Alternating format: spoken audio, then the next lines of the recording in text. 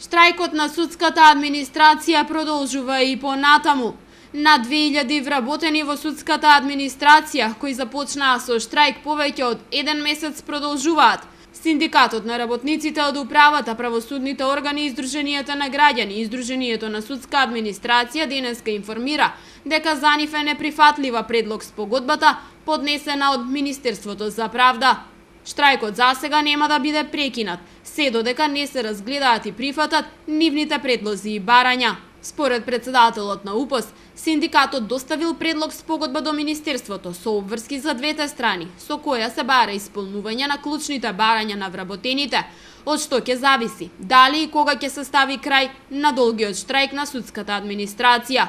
Адвокатската комора на Македонија завчера испрати соопштение во јавноста со кое изразува поддршка за штрајкот.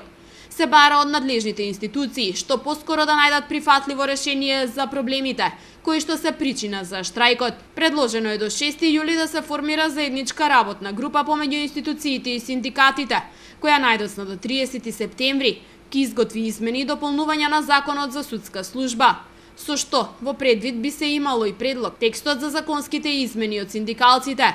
Исто така, судскиот совет да донесе измена на работното време во судовите од 7:30 до 15:30.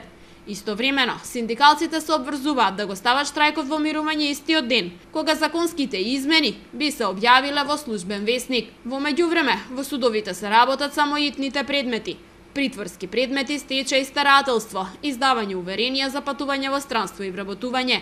Сите други предмети се во статус кво.